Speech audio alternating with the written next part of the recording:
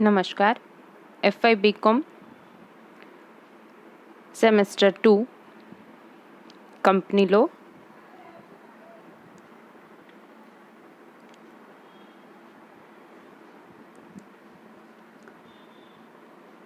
Semester 2માં company law, કંપનીનો કાયદો. સૌપ્રથમ તો આપણે આમાં કેટલા ચેપ્ટર જોવાના છે એના વિશે પહેલાં તો ચર્ચા કરી લઈએ કે આમાં આપણે કયા ચેપ્ટર જોવાના છે. હવે કંપની લો અંગે જે પ્રાથમિક ખ્યાલ હતો એ આપણે સેમેસ્ટર 1માં જોયું. હવે કંપનીના વિવિધ અધિકારીઓ, સંચાલક મંડળ અને કંપનીમાં નિર્ણય પદ્ધતિ કેવી રીતે કરવામાં આવે છે અને કંપનીને બંધ કેવી રીતે કરવી, તો એવી ઘણી બધી બાબતો છે જેના વિશે આપણે ચર્ચા કરીશું. તો એ બધા જ ચેપ્ટર આપણે જોઈ લઈએ. તો કંપનીના કાયદામાં સૌથી પહેલું જે ચેપ્ટર છે એ છે આપણું કંપની સેક્રેટરી. કંપની સેક્રેટરી કેવી રીતે કામ કરે છે? તો એમાં કંપની સેક્રેટરી કોણ છે, એની વ્યાખ્યા, કોઈ પણ વ્યક્તિએ સેક્રેટરી બનવું હોય તો એના માટેના કેવા ગુણો આવશ્યક છે, એની લાયકાતો કઈ છે, અને સેક્રેટરીની નિમણૂક એકમમાં કેવી રીતે કરવામાં આવે છે, સેક્રેટરીના હોદ્દાનો અંત કેવી રીતે લાવવામાં આવે, એટલે કે સેક્રેટરીને ફરજ ઉપરથી કેવી રીતે રદબાતલ કરવામાં આવતા હોય, સેક્રેટરીને કરવાના કાર્ય, એની ફરજો. તો એમાં પણ બે પ્રકાર છે, સ્થાપના પહેલાંનું કાર્ય અને સ્થાપના પછીનું કાર્ય. હવે સેક્રેટરીની સત્તા, એના અધિકારો, સેક્રેટરીની જવાબદારી અને કોઈ પણ કંપની છે એ કંપનીમાં સેક્રેટરીનું સ્થાન શું છે, તો એ બાબતો જોવાની રહેશે. ત્યારબાદ છે ચેપ્ટર 2, એ છે સંચાલક મંડળ. સંચાલક મંડળ કે જે કંપની ચલાવવા માટે કંપની શરૂ થાય ત્યાંથી લઈ અને કંપની પૂર્ણ થાય ત્યાં સુધી, કંપની જ્યાં સુધી અસ્તિત્વમાં રહે ત્યાં સુધી કંપનીના દરેક અગત્યના નિર્ણયો આ સંચાલક મંડળની સભામાં લેવામાં આવે છે. તો એના માટે થઈ અને સંચાલકો કેવા હોવા જોઈએ, એની લાયકાત શું છે, એ બધી બાબતો આપણે જોવાની છે. તો સૌપ્રથમ તો એ જે બોર્ડ ઓફ ડાયરેક્ટરો છે, સંચાલક મંડળ છે, તો એમાંના ડાયરેક્ટરોની લાયકાત, એમની ગેરલાયકાત, એમની નિમણૂક કેવી રીતે કરવામાં આવે છે, કેવી એમની કાનૂની પરિસ્થિતિ હોય, ડાયરેક્ટરનું સ્થાન ખાલી થાય ત્યારે કંપનીમાં શું કરવું જોઈએ, એમનું વેતન કેવું છે, એમની સત્તા અને ફરજો કઈ છે, જવાબદારીઓ કઈ છે, અને એ ડાયરેક્ટરોને સમર્થતા, અસમર્થતા, એમનું હિત છે, અલગ અલગ કરારો છે, એમને દૂર કરવા ડાયરેક્ટરોનો ઓળખ નંબર, મેનેજર, મેનેજિંગ ડાયરેક્ટર અને મેનેજિંગ ડાયરેક્ટર અને મેનેજર વચ્ચેનો તફાવત, અને એ પૂર્ણ સમયના મેનેજિંગ ડાયરેક્ટર વચ્ચેનો તફાવત, તો અલગ અલગ પ્રકારના જે ડાયરેક્ટરો છે એ બધા જ વિશે ચર્ચા કરીશું. પછી ચેપ્ટર નંબર 3 છે કંપનીમાં નિર્ણયકરણ પદ્ધતિ, decision making system in the company. એટલે કે નિર્ણયકરણ પદ્ધતિ વખતે કઈ બાબતો સંચાલક મંડળે સભામાં નિર્ણય લેવાનો હોય છે, તો કઈ બાબતો ખ્યાલમાં રાખી અને પછી નિર્ણય લેવાનો હોય. તો સૌપ્રથમ તો સભાની આવશ્યકતા શું છે, એની કાર્યવાહી શું છે, સભાની નોટિસ, એજન્ડા, કાર્યસૂચિ, કોરમ, પ્રોક્સી, પ્રસ્તાવ અને ઠરાવ, મતદાન કેવી રીતે થાય છે. તો આ બધી જ બાબતો સભા માટે ખૂબ જ આવશ્યક છે. તો એ બધી બાબતો કે જે સભા માટે ખૂબ જ આવશ્યક છે, તો એના વિશે ડિટેલમાં ચર્ચા કરવાની રહેશે. સભા જ્યારે યોજાતી હોય ત્યારે એના પ્રમુખ કોણ રહેશે, પછી એમાં મિનિટ્સ લખવામાં આવતી હોય, સભા અંગેના ધારાકીય જોગવાઈ એટલે કે કાનૂની જોગવાઈઓ કઈ છે, અલગ અલગ સભાના પ્રકારો છે, તો એ અલગ અલગ પ્રકારની સભા અને અલગ અલગ પ્રકારની કેવી રીતે કઈ પદ્ધતિથી આ સભા છે યોજવામાં આવતી હોય અને એના વિશેની જેટલી પણ માહિતી છે એ બધી જ આપણે આ ચેપ્ટરમાં જોવાની રહેશે. પછીનું જે આપણું ચેપ્ટર છે એ છે કંપનીને ફડચામાં લઈ જવી, એટલે કે કંપનીનું લિક્વિડેશન કરવું. કંપનીને જ્યારે બંધ કરવાની હોય છે ત્યારે કંપની કેવી રીતે કંપનીને બંધ કરે છે, તો એ ફડચામાં લઈ જવાની રીતો, પ્રકાર, પદ્ધતિ અને એના માટે કેવી રીતે અરજી કરવી જોઈએ, કયા કયા અધિકારીઓની જરૂર પડે. એક આ કંપનીને ફડચામાં લઈ જવાની આખી પ્રક્રિયા માટે એક અધિકારી કે જેને લિક્વિડેટર કહેવામાં આવે છે. કંપનીને ફડચામાં લઈ જવી એટલે કે લિક્વિડેશન ઓફ કંપની, અને એના માટેનો જે અધિકારી છે એને લિક્વિડેટર કહેવામાં આવે. તો હવે આ લિક્વિડેટરની નિમણૂક કરીને એના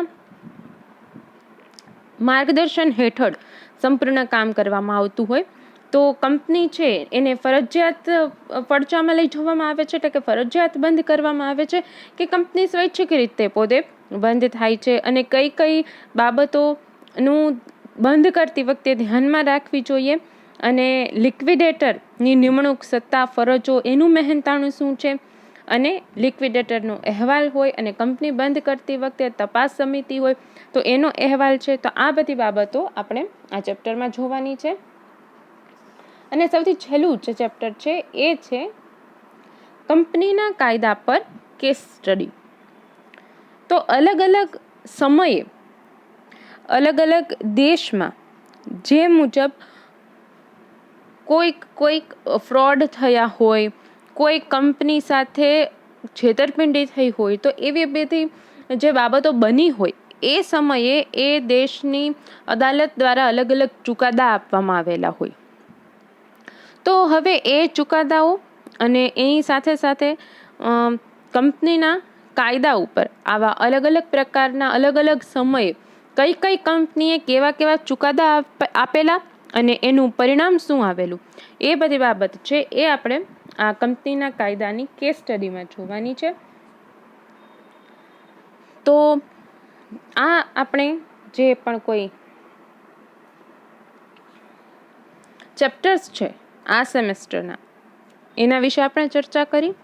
હવે આપણું સૌ પ્રથમ જે યુનિટ છે એ છે કંપનીની સંચાલકીય સત્તા, એટલે કે કંપનીની ઓથોરિટી. બરાબર. હવે એમાં આપણે 2 પ્રકરણ જોવાના છે, 2 ચેપ્ટર જોવાના છે. એક તો કંપની સેક્રેટરી અને બીજું સંચાલક મંડળ. હવે એના માટે થઈ અને પહેલાં એ બાબત ધ્યાનમાં રાખવી જોઈએ કે કંપની છે એ ચાલે છે, કંપની પોતે અલગ કાનૂની અસ્તિત્વ ધરાવે છે, પણ કંપનીના બધા જ નિર્ણયો સંચાલક મંડળ દ્વારા લેવામાં આવે છે. અને સેક્રેટરી છે એનું કામ એ છે કે સંચાલક મંડળે સોંપેલું તમામ કાર્ય છે એ સેક્રેટરી દ્વારા કરવામાં આવે છે. તો સેક્રેટરી કોણ છે એના વિશે આપણે વાત કરીએ.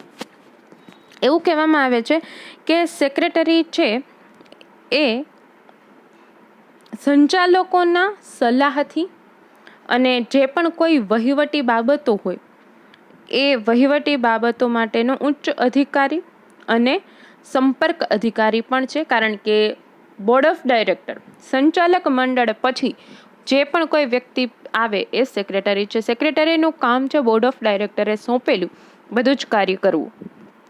તો આપણે આમાં સેક્રેટરીની વ્યાખ્યા, સેક્રેટરીના ગુણો, એની લાયકાતો અને સેક્રેટરીની નિમણૂક, સેક્રેટરીના હોદ્દો કેવો હોય અને એનો અંત ક્યારે લાવી શકાય, સેક્રેટરીના કાર્ય અને ફરજો કયા કયા છે, સેક્રેટરીની સત્તા કઈ છે, એના અધિકારો કયા કયા છે, સેક્રેટરીની જવાબદારી કેવી છે અને કંપનીમાં સેક્રેટરીનું સ્થાન શું છે, આ બધી જ બાબત જોવાની રહેશે. હવે સેક્રેટરી એ શબ્દ, મૂળ શબ્દ છે એ છે સેક્રેટેરિયસ. એના ઉપરથી સેક્રેટરી શબ્દ આવેલો છે. આ સેક્રેટેરિયસ શબ્દ છે એ લેટિન ભાષાનો શબ્દ છે. હવે આનો મતલબ શું થાય કે જે બાબતો કોઈને બહાર ન પડાય, એટલે કે ખાનગી બાબતો અંગેની નોંધ સાચવનાર અથવા તો ખાનગી બાબતો અંગેની નોંધ કરનાર, પત્ર વ્યવહાર કરનાર વ્યક્તિ.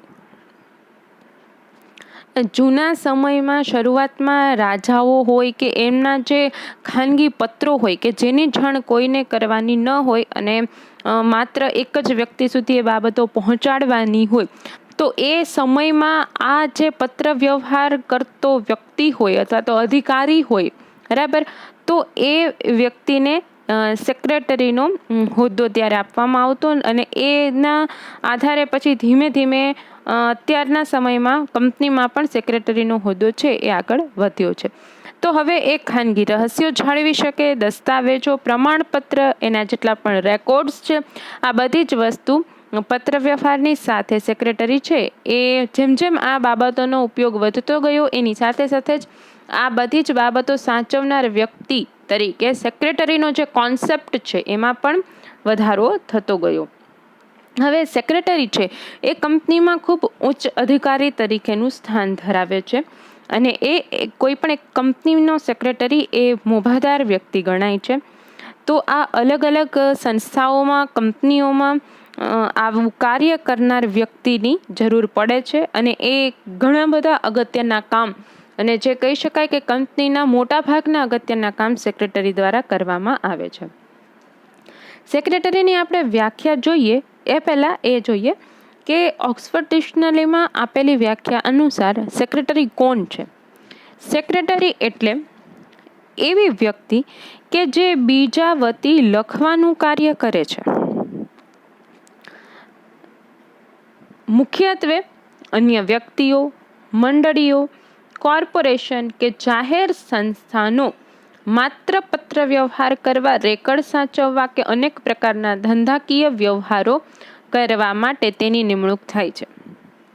કંપનીમાં પણ સેક્રેટરી શું કામ કરે છે કે એ પત્ર વ્યવહાર કરે છે અને એની સાથે સાથે એ સભાનું સંપૂર્ણ સંચાલન કરે છે. કંપની છે એમાં કોઈ પણ અગત્યના નિર્ણય છે એ સભામાં જ લેવામાં આવે છે. અલગ અલગ પ્રકારની સભા હોય છે. હવે આ સભા અંગેનું સંપૂર્ણ સંચાલન સેક્રેટરી કરે છે. એટલે ધંધાકીય વ્યવહારો સાચવે છે, પત્ર વ્યવહાર કરે છે અને ગોપનીયતા જાળવે છે. એ કામ સેક્રેટરીનું છે. કંપની ધારામાં 1947માં થયેલ સુધારા અનુસાર સેક્રેટરીની વ્યાખ્યા તદ્દન સંક્ષિપ્ત અને સરળ ભાષામાં કહી શકાય. તો શું કહી શકાય? સેક્રેટરી એટલે કે કાયદા મુજબ સેક્રેટરીની સહાયક અને વહીવટી ફરજો બજાવવા નિમાયેલી નિયત લાયકાત ધરાવતી વ્યક્તિ. સેક્રેટરીના જે કાર્ય છે, જેમ આપણે હમણાં વાત કરી, સંચાલક મંડળે સોંપેલા દરેક કાર્યો અને સભા અંગેની સંપૂર્ણ સંચાલનની કાર્યવાહી, એ ઉપરાંત કંપનીના ઘણા બધા રેકર્ડ સાચવવા, કંપની અંગે ઘણા બધા નિર્ણયો લેવા, કંપનીના ગોપનીય પત્ર વ્યવહારો સાચવવા, આ બધું જ કાર્ય સેક્રેટરી કરે છે. એટલે સેક્રેટરીનું કામ એ સામાન્ય રીતે એવું કહી શકાય કે સહાયક મંત્રી અને વહીવટીય ફરજ બજાવનાર વ્યક્તિ તરીકે થઈ શકે. હવે મંત્રી કોણ કહેવાય? બોર્ડ ઓફ ડાયરેક્ટર છે એ મંત્રી કહેવાય, પણ સેક્રેટરી છે એના સહાયક તરીકે કામ કરે છે. એટલે કે સહાયક મંત્રી તરીકે કંપનીમાં કાર્ય કરે છે એવું કહી શકાય. સેક્રેટરી માટે એવું પણ કહેવામાં આવે છે કે સેક્રેટરી એ માત્ર નોકર છે. તેને જે કહેવામાં આવ્યું હોય તે જ તેણે કરવાનું હોય છે. તે કંપનીનો નીતિનું ઘડતર કરતો નથી, કંપની વતી કરાર કરી શકતો નથી, સિવાય કંપની તેને તે પ્રકારની સત્તા આપે. તો સેક્રેટરીનું કામ શું છે? સંચાલક મંડળે સોંપેલું કામ કરવાનું. નિર્ણયકરણની પ્રક્રિયા કોના દ્વારા થાય? સંચાલક મંડળ દ્વારા. તો સેક્રેટરીનું કામ શું છે? માત્ર ને માત્ર સેક્રેટરીનું કામ માત્ર ને માત્ર સંચાલક મંડળે સોંપેલા કાર્ય કરવાનું અને એ સંપૂર્ણ રેકોર્ડ જાળવવાનું અને હા, એ નિર્ણય લઈ શકે ક્યારે કે કંપનીએ તેને તે પ્રકારનું કામ કરવાની સત્તા આપેલી હોય તો, નહીતર નહીં. તો સેક્રેટરી છે એણે આ મુજબના કામ કરવાના રહે છે. હવે સેક્રેટરીની આપણે હમણાં જ જે મુજબ વાત કરી એમ સેક્રેટરીનું સ્થાન એક અધિકારી તરીકે એકમમાં ખૂબ ઊંચું હોય છે, છતાં પણ એ નિર્ણયકરણની પ્રક્રિયામાં પોતે સહકાર આપી શકતો નથી. એ માત્ર બોર્ડ ઓફ ડાયરેક્ટરે સોંપેલા કાર્ય જ કરે છે. હવે સેક્રેટરીના ગુણો અને લાયકાતો જોવાની છે કે સેક્રેટરી થવા માટે સેક્રેટરીનું કામ છે ખૂબ જ અગત્યનું છે અને એ કામમાં કોઈ જ પ્રકારની ગફલત થઈ જવી કે ભૂલ ન થવી જોઈએ. એટલે કે સેક્રેટરીએ કામ કરતી વખતે ખૂબ જ ધ્યાનથી કંપનીના દરેક કામ કરવા જોઈએ. તો હવે એ કામ કરતી વખતે સેક્રેટરીના ગુણો અને સેક્રેટરીની લાયકાતો કઈ કઈ છે એના વિશે આપણે ચર્ચા કરવાની રહેશે. Thank you.